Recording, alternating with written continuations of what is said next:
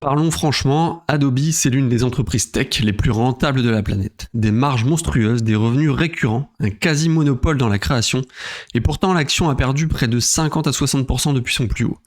Wall Street murmure que l'IA va la tuer. Certains disent que Photoshop, Premiere, Illustrator sont déjà obsolètes.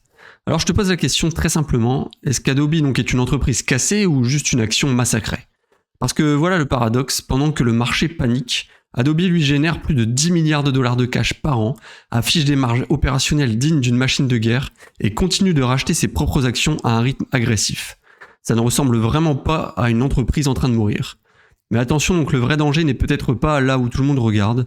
L'IA ne menace pas Adobe de façon évidente, elle la menace de façon subtile. Et c'est là que ça devient intéressant. Dans cette vidéo, donc, on va faire ce que 99% des investisseurs ne font pas, c'est décortiquer le business ligne par ligne, comprendre où l'argent entre vraiment, analyser si le moat d'Adobe est encore solide ou en train de se fissurer, et surtout donc répondre à la seule question qui compte, est-ce que le prix actuel offre une vraie marge de sécurité pour entrer sur l'entreprise. Donc pas de hype, pas de storytelling bullshit, uniquement des faits, des chiffres et du raisonnement. Et à la fin donc tu sauras si Adobe mérite une place dans ton portefeuille ou une place dans ta watchlist, ou encore d'être évité malgré son apparente bonne affaire. Donc si tu veux investir avec lucidité et pas avec les émotions du marché, eh bien reste bien jusqu'au bout. Alors Adobe, ce n'est pas juste Photoshop. C'est une machine à logiciels créatifs et professionnels utilisée chaque jour par des centaines de millions de personnes dans le monde. Son métier est simple à comprendre, donc c'est créer, modifier, gérer et exploiter du contenu numérique. Donc des images, des vidéos, des documents, des sites web, des expériences marketing. Adobe donc est présent à chaque étape du cycle de création, de l'idée jusqu'à la diffusion. Donc le business d'Adobe repose sur 3 grands piliers. Donc le digital media, digital experience, donc ça c'est la partie B2B, et l'IA vraiment comme couche transversale. Alors sur la partie digital media, eh bien c'est le cœur historique de l'entreprise, c'est la partie que tu connais probablement déjà. Donc elle regroupe Photoshop, Illustrator, Premiere Pro, After Effects, Lightroom, Acrobat, donc toute la partie PDF. C'est vraiment tout ce qui touche à la création visuelle, vidéo et documentaire. C'est le standard mondial donc pour les créatifs professionnels, agences, designers, monteurs, photographes, entreprises. Ensuite, la partie digital experience, donc le moteur B2B, là lui est beaucoup moins visible mais extrêmement stratégique pour l'entreprise. Donc ici, Adobe aide les entreprises à gérer leurs données clients, personnaliser leur campagne marketing, optimiser l'expérience utilisateur, automatiser la création de contenu à grande échelle. On parle donc de Adobe Experience Platform, donc AEP, Adobe Analytics, Adobe Experience Manager et des solutions marketing basées sur la data et l'IA. Donc là, c'est Adobe mais version entreprise. Et enfin, le troisième pilier, donc l'IA, qui est comme couche transversale, puisque Adobe ne vend pas de l'IA, mais il intègre l'IA directement dans ses outils. Notamment, on peut parler de Firefly ou des crédits génératifs, l'IA dans Photoshop, Acrobat, Express, etc. Donc tout est pensé pour accélérer la création, augmenter la productivité et pousser les utilisateurs vers des offres plus chères. Et justement, donc d'où vient l'argent ? Puisque Adobe donc génère l'écrasante majorité de ses revenus via des abonnements, pas de ventes ponctuelles, pas de dépendance au cycle produit. En pratique, donc Digital Media représente 70 à 75% du chiffre d'affaires, et Digital Experience 25 à 30%. Et surtout, donc plus de 95% de ces revenus sont récurrents. C'est vraiment une rente logicielle, chaque mois, chaque année, automatiquement. Donc qui sont les clients d'Adobe ? Eh bien Adobe ne vend pas à tout le monde de la même façon. Donc il y a 3 grandes catégories, donc les créatifs professionnels, donc ceux pour qui Adobe est indispensable. Donc changer d'outil, ce serait des années de formation perdues, des workflows cassés, des fichiers incompatibles. Donc le coût de sortie est vraiment énorme. Ensuite, on a les entreprises et les agences, donc celles qui gèrent du marketing, de la data client, des contenus à grande échelle. Donc là, on a des contrats longs, des budgets élevés, donc on a une très forte rétention sur ces clients. Et enfin, donc on a les particuliers et pros mais non créatifs. Donc là, on parle plus de Adobe Acrobat, Express, toute la partie PDF mobile. Donc là, l'objectif, c'est vraiment de capter massivement et de convertir progressivement et monétiser via une montée en gamme. Donc au niveau du positionnement, Adobe n'est pas le moins cher, ce n'est pas un hasard, son avantage, donc ce n'est pas le prix, c'est vraiment l'écosystème. Des outils interconnectés, des standards de fichiers universels, des habitudes profondément ancrées. Une fois dedans, donc on ne part presque jamais. Et le modèle économique, bien lui, Adobe est passé donc il y a plus de 10 ans à un modèle 100% abonnement. Et donc ça a été vraiment le coup de maître, puisque là, Adobe s'est retrouvé avec des paiements mensuels ou annuels, des upsells permanents avec de l'IA ou des nouvelles offres, etc. Et une visibilité parfaite sur les revenus futurs. Résultat, eh bien, on a eu des revenus prévisibles, des marges élevées et un cash flow massif. Et donc c'est exactement le type de business que les investisseurs long terme adorent. Donc en résumé, Adobe, ce n'est pas un éditeur de logiciels, c'est une infrastructure créative mondiale, un standard professionnel et un business récurrent ultra rentable. Donc la vraie question n'est donc pas est-ce qu'Adobe fait-il encore de bons produits, mais plutôt est-ce que ce modèle peut rester dominant à l'ère de l'IA. Donc on va voir maintenant est-ce qu'Adobe gagne vraiment de l'argent, notamment donc ces derniers mois et ces dernières années. Puisqu'avant de parler donc narration, IA, concurrence, etc. Donc au niveau des chiffres, qu'est-ce que ça donne exactement? Donc sur ce terrain-là, donc Adobe est vraiment une machine très particulière, puisque Adobe donc grandit de façon régulière, et sur l'exercice fiscal 2025, donc le chiffre d'affaires prévu est à 23,77 milliards de dollars, donc une croissance annuelle de 11%. Et donc ce n'est pas une croissance explosive, mais pour une entreprise de cette taille, c'est vraiment une croissance solide et maîtrisée. Cette croissance intervient malgré donc les craintes liées à l'IA, une concurrence plus visible et un contexte macro incertain. Autrement dit, donc le business ne stagne absolument pas. Niveau rentabilité, eh bien là, Adobe est massivement rentable. Si on prend quelques chiffres clés, donc le forward donc sur 2025, puisque les chiffres du quatrième trimestre donc, vont sortir prochainement, dans le mois prochain je pense. Donc les résultats nets prévus est de 8,94 milliards de dollars, avec un bénéfice par action à 20,94$, donc là à plus 14% sur un an. Mais le plus impressionnant est ailleurs, c'est sur les marges. Les marges brutes donc à 89% et les marges opérationnelles à 46%. C'est énorme. Et cela signifie une chose très simple, c'est une fois le logiciel développé, donc chaque dollar supplémentaire de revenus coûte très peu à produire. Donc Adobe n'est pas une boîte qui brûle du cash, c'est vraiment une entreprise qui transforme ses revenus en profit avec une efficacité rare. Et au niveau free cash flow, eh bien le bénéfice, le free cash flow, donc c'est le cash réel, ce qui reste. Et donc en 2025, donc Adobe c'est quasiment 10 milliards de dollars de free cash flow. Concrètement, donc Adobe génère plus de cash que son résultat net. La conversion bénéfice-cash est excellente. Donc c'est le signe vraiment d'un business prévisible, d'abonnements bien encaissés et d'une structure très saine. Au niveau dette, eh bien, là, à fin 2025, si on prend le cash plus les investissements court terme, ça représente 6,6 milliards de dollars, et la dette long terme, 6,2 milliards de dollars. Résultat, eh bien, on a une dette nette vraiment quasi nulle, aucune pression financière sur l'entreprise, et une flexibilité maximale. Donc Adobe peut investir, racheter des actions, absorber des chocs macro, sans dépendre des marchés de crédit. Et c'est vraiment exactement ce qu'on veut voir pour une stratégie long terme. Maintenant, on va voir donc que fait Adobe de son cash, puisque Adobe ne garde pas son cash pour faire joli. En 2025, donc, il y a eu 12 milliards de dollars de rachat d'actions, moins 6% du nombre d'actions en circulation, donc ce qui est très bon pour les investisseurs, puisque donc, moins d'actions, c'est égal à plus de valeur par action et un rendement implicite pour l'actionnaire. Donc c'est vraiment un signal fort, le management estime que l'action est sous-évaluée par rapport à la qualité du business. En résumé, donc sur le plan financier pur, Adobe coche presque toutes les cases. Une croissance régulière, des marges très élevées, un cash flow massif, un bilan solide avec aucune dette quasiment, et une discipline sur le capital. Donc la vraie question n'est donc pas est-ce qu'Adobe gagne de l'argent, c'est plutôt vraiment est-ce que cette machine peut-elle continuer à tourner aussi bien dans un monde dominé par l'IA. Et justement, on va voir maintenant la partie concurrentielle, puisque quand on analyse Adobe, donc on doit penser deux champs de bataille, donc il y a la partie création et la partie marketing, data, expérience client. Et dans les deux cas, la concurrence donc, a changé de nature depuis l'arrivée de l'intelligence artificielle. Donc côté création, Adobe affronte trois types d'adversaires. Donc il y a les nouveaux outils simples, on va dire, donc Canva, Figma, d'ailleurs que Adobe a tenté d'acheter mais sans succès. Donc c'est des outils qui gagnent du terrain chez les non-professionnels, les équipes marketing rapides et les PME. Ensuite, on a les outils intelligence artificielle pure. Donc là, on peut parler des générateurs d'images et de vidéos comme Midjourney, Runway, Sora, qui sont cités comme menaces forcément. Donc là, ils attaquent le cœur de la création one-shot, tout ce qui est sur toute la partie image, vidéo. Et enfin, donc le troisième type d'adversaire, c'est les plateformes IA généralistes. Donc là, les modèles un peu comme OpenAI ou Gemini. Donc Adobe les cite plutôt comme partenaires d'intégration, mais ce sont aussi des compétiteurs qui représentent quand même une menace potentielle. Donc au niveau marché, part de marché, eh bien dans les documents fournis par Adobe, donc ils ne donnent pas de market share, mais ce qu'on peut dire en revanche, c'est qu'Adobe reste très dominant sur les workflows professionnels, justement grâce aux habitudes et aux formats. Côté marketing et expérience client, eh bien là la concurrence est plus enterprise, donc entreprise, donc c'est des gros contrats, des cycles longs, Donc Adobe met en avant vraiment qu'ils sont reconnus leaders par des cabinets, des grands cabinets. Et donc leur angle est clair, donc c'est une plateforme unifiée vraiment pour la data client avec AEP, donc Adobe Experience Platform.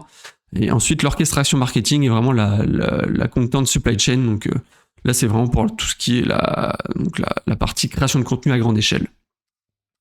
Donc ce qui rend Adobe meilleur, eh bien ses avantages principaux, donc c'est le switching cost. Vraiment le coût de changement est énorme puisqu'une équipe formée, des templates, des workflows, des plugins, c'est vraiment très lourd à remplacer. Ensuite, on a vraiment un écosystème donc end-to-end, puisque Adobe pousse vraiment la logique donc de l'idée à la production, à la diffusion, à la mesure. Adobe vraiment accompagne les entreprises du début à la fin du processus de création. Ensuite, on a une approche d'intelligence artificielle qui est dite safe. Donc Adobe insiste sur ses modèles Firefly, tout en intégrant donc des modèles partenaires. Donc pour les entreprises, c'est un argument massif. Ensuite, on a une distribution qui est énorme, donc avec Acrobat, Reader, Express, vraiment une surface de diffusion gigantesque avec des centaines de millions d'utilisateurs mensuels. Par contre, au niveau des fragilités et les points où Adobe donc peut perdre, c'est la concurrence avec Canva et Figma, qui sont des outils suffisants pour beaucoup de gens et qui sont de plus en plus utilisés. Donc ils grignotent vraiment des parts de marché, notamment au niveau des nouveaux entrants. Ensuite, il y a l'IA, donc qui réduit forcément la valeur. Si 10 designers font le boulot de 50 grâce à l'IA, eh bien forcément il y a moins de licences, d'où le pivot vers un modèle hybride abonnement plus crédit d'intelligence artificielle. Et ensuite il y a le risque de banalisation, puisque si les modèles IA deviennent interchangeables, eh bien Adobe doit prouver que son avantage n'est pas le modèle mais vraiment le workflow professionnel plus l'édition plus la précision. Ensuite, au niveau des tendances du secteur, eh bien le marché ne rétrécit absolument pas, il se transforme. On a vraiment des tendances porteuses avec l'explosion de la création de contenu, donc plus de formats, plus de canaux, plus de besoins. Ensuite, le web devient agentique, donc avec les agents IA et les assistants. Donc là, Adobe cite une donnée très parlante, c'est que le trafic issu de l'IA générative a vraiment explosé. Ça veut dire donc que les marques vont devoir optimiser leur visibilité dans ce nouveau monde. Ensuite, il y a la partie automatisation de la content supply chain, donc de tout ce qui est vraiment le workflow pour la création de contenu. Donc là, les entreprises veulent produire plus vite et plus personnalisé. Donc Adobe pousse exactement ça avec ses outils, donc GenStudio, Firefly et Foundry. Mais un changement clé, donc je pense que l'intelligence artificielle ne tue pas forcément la demande, vraiment elle déplace la valeur. Là, on est moins sur des outils on est moins sur je clique partout pendant 3 heures.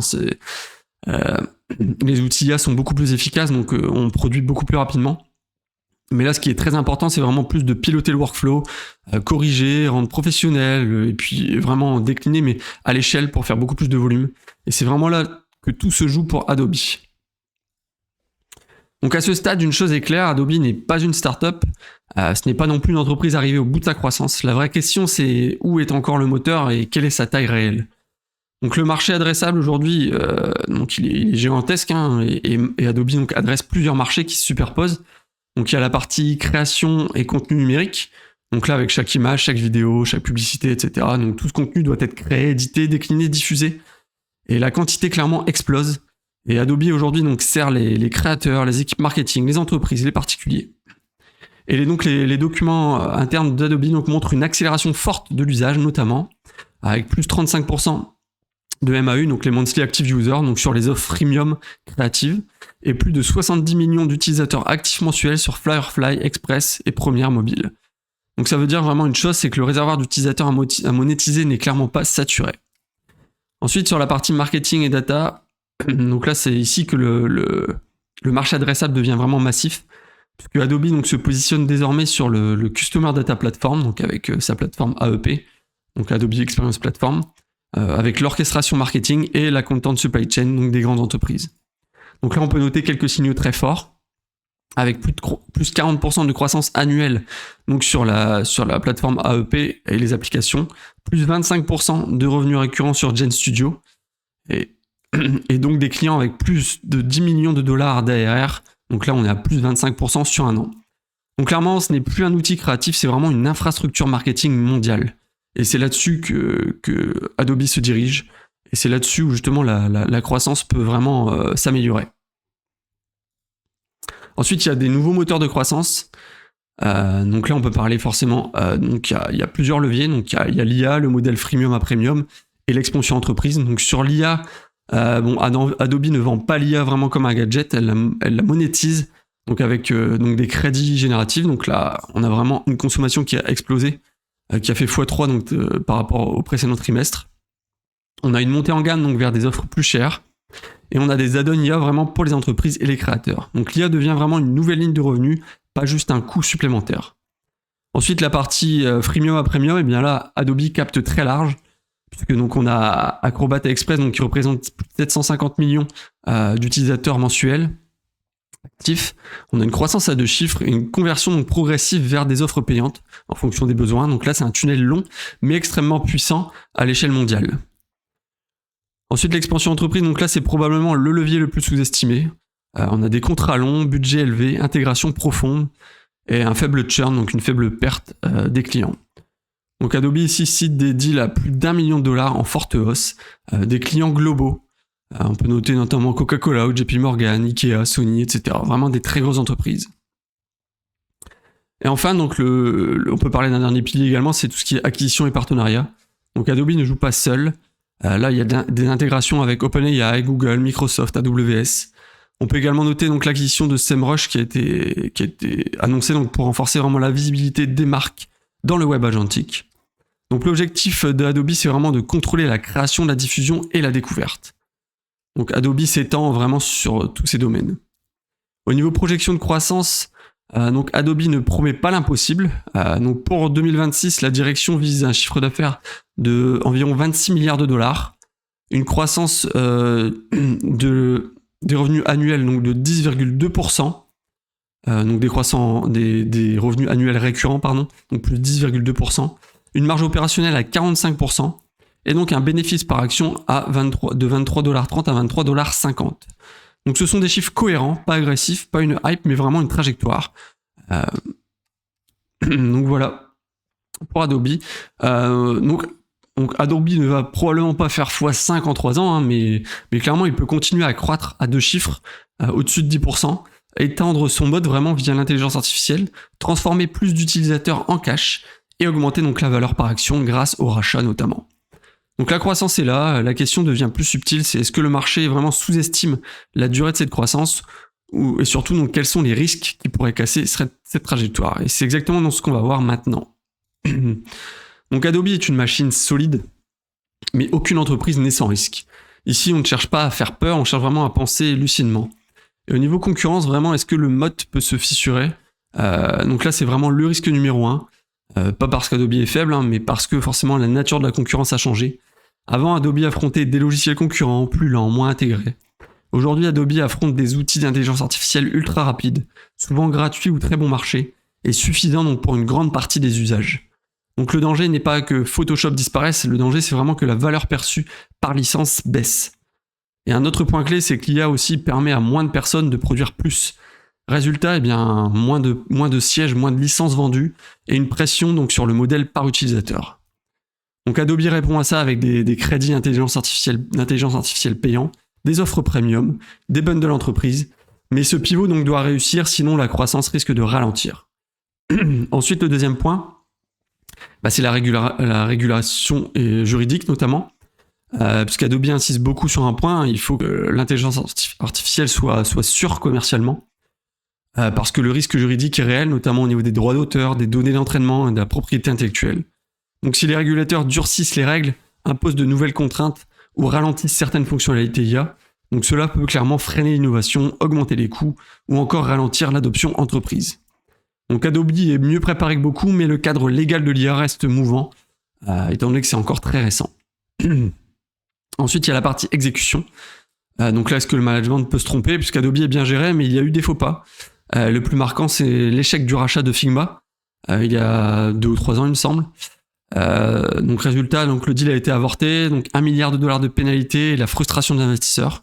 Donc ce n'est pas dramatique, mais ça rappelle une chose, même un très bon management peut surpayer, mal anticiper la régulation ou rater une intégration. Donc à l'avenir, Adobe mise encore sur des acquisitions ciblées, donc notamment comme la dernière acquisition avec SEMrush. Donc chaque opération forcément comporte un risque d'exécution. Enfin, dernier point, on peut parler de la macroéconomie forcément, puisque Adobe est partiellement cyclique, mais Adobe vend aux créateurs, aux entreprises, aux équipes marketing. Donc en période de récession, forcément, les budgets marketing sont souvent coupés, les freelances réduisent leurs abonnements, les PME arbitrent leurs dépenses. Mais la bonne nouvelle, donc, c'est que les abonnements sont récurrents, le churn reste historiquement faible sur Adobe, et Acrobat et les formats PDF sont quasiment indispensables. Et la mauvaise nouvelle, bien, c'est que la croissance peut ralentir temporairement, forcément, s'il y a une récession, surtout sur le segment donc, Digital Experience, donc sur la partie entreprise professionnelle. Donc en résumé, les risques d'Adobe ne sont pas évidents, ils sont structurels et stratégiques. Donc l'intelligence artificielle, donc, c'est une opportunité et une menace à la fois. Il y a vraiment une valeur par utilisateur à défendre. Ensuite, attention à la régulation qui est incertaine autour de l'IA, la sensibilité macroéconomique forcément, et l'exécution qui est à surveiller. Donc aujourd'hui, vraiment, est-ce que la question qu'il faut se poser, c'est est-ce que le marché surestime ses risques ou est-ce qu'il les sous-estime? Et c'est avec cette grille donc, qu'on peut maintenant trancher. Donc on va passer maintenant au verdict. Est-ce que Adobe est à acheter, conserver ou rester à l'écart? Donc là, si on récapitule, donc Adobe aujourd'hui, c'est un leader mondial incontesté sur ses marchés, un modèle par abonnement ultra récurrent, des marges exceptionnelles, donc 45% au niveau marge opérationnelle visée, une génération, pas marge opérationnelle, oui c'est marge opérationnelle, pardon, oui, une génération donc de cash massive avec 10 milliards de dollars prévus en 2020 pour 2025, une trajectoire de croissance claire, donc plus 10% au niveau des revenus annuels récurrents, donc prévus, et un mode donc renforcé par l'IA et non pas fragilisé. Donc clairement les chiffres sont là, 23,77 milliards de dollars de chiffre d'affaires en 2025, qui représente plus 11% par rapport à l'année précédente. Au niveau de l'ARR total, on a 25,2 milliards de dollars. Au niveau des bénéfices par action, donc on est à 20,94 $, avec donc des rachats d'actions massifs, puisqu'on est à moins 6% du nombre d'actions en un an. Donc clairement, ce n'est pas une entreprise en perte de vitesse, ce n'est pas une entreprise disruptée. Mais le vrai débat, eh bien, c'est le prix, puisqu'Adobe donc, est une entreprise très rentable et avec une croissance solide mais mature, et une valorisation qui intègre déjà beaucoup de bonnes nouvelles. Autrement dit, donc, le potentiel existe, mais il n'est pas gratuit. Alors oui, Adobe a beaucoup chuté donc, ces derniers mois, donc de plus de 50%. Donc là, aujourd'hui, le dossier devient intéressant, clairement, niveau valorisation. Au moment où j'enregistre cette vidéo, donc Adobe se paie environ 20 fois ses bénéfices. Le titre est autour donc, de 310 $. Donc sur les 10 dernières années, le PE n'a jamais été aussi bas. Donc dit autrement, le marché paie Adobe comme si la croissance était finie. Et pourtant, donc, le business tient, le cash flow est solide, les marges restent élevées. Et le problème donc, n'est clairement pas financier, il est vraiment narratif. Puisqu'il y a vraiment un débat autour de l'intelligence artificielle. Parce que comme beaucoup de logiciels, comme Salesforce par exemple, Adobe est boudé par le marché. Pourquoi ? Eh bien parce qu'il y a une peur autour que l'IA disrupte son modèle, qu'il y a une peur que la création devienne commoditisée. Pardon, je vais y arriver. Il y a également une peur que l'avantage historique s'érode. Donc vraiment la vraie question c'est est-ce que Adobe va nous faire un scénario un peu à l'alphabet à Google, donc comme en 2025, enfin comme l'année dernière. Est-ce que ça, donc c'est-à-dire que Google a d'abord été attaqué par le récit de l'intelligence artificielle, puis a au contraire été renforcé par son intégration, et on a vu qu'Alphabet a pris plus de 70% donc sur le deuxième semestre 2025. Donc est-ce que Adobe est parti pour nous faire ce scénario, ou au contraire est-ce que Adobe va se faire grignoter lentement par de nouveaux outils IA? Donc les chiffres là aujourd'hui disent que le business résiste, mais le récit reste indécis. Et c'est précisément là que naissent donc les opportunités. Pour moi, donc une zone d'achat logique, donc si on croit qu'Adobe va sortir plus fort de cette phase de doute liée à l'IA, on est vraiment sur une zone intéressante. Là, la zone des 280-310 $, c'est vraiment un point d'entrée très intéressant et cohérent pour du long terme. Donc voilà, Adobe n'est pas une promesse flashy, c'est une entreprise éprouvée au cœur d'un moment de doute. La vraie question, donc, c'est pas est-ce que l'entreprise est parfaite, hein, c'est vraiment est-ce que je crois qu'Adobe sortira plus forte de l'ère de l'intelligence artificielle. Si ta réponse est oui, eh bien là aujourd'hui clairement le marché est en train de te tendre la main. On est sur une zone très intéressante. Pour ma part, je ne suis pas encore actionnaire, l'opportunité est intéressante, mais je pense qu'il y a mieux et ça me ferait ouvrir une nouvelle ligne au niveau de mon portefeuille. Alors j'ai déjà 13 lignes ouvertes et j'aimerais vraiment avoir 10 à 12 lignes maximum. Il faudrait donc que j'en ferme à minima une pour faire entrer Adobe. Et c'est donc un non pour moi pour le moment. Clairement, si l'entreprise redescend autour des 280 $, je me poserais vraiment la question. puisque là ce serait presque bradé par rapport à la qualité du business. Donc voilà pour mon avis sur Adobe. Si cette analyse vraiment t'a aidé à y voir plus clair, eh bien tu es au bon endroit sur cette chaîne. Donc on ne cherche pas les coups rapides, les promesses irréalistes, ni les actions à la mode. On cherche vraiment donc des entreprises solides, des décisions rationnelles et des portefeuilles qui achètent de la liberté sur le long terme. Et si tu veux aller plus loin, eh bien tu trouveras ma watchlist quality en description. Et surtout donc abonne-toi à la chaîne et mets un like, ça aide énormément avec l'algorithme. Et dis-moi en commentaire donc ce que tu penses d'Adobe.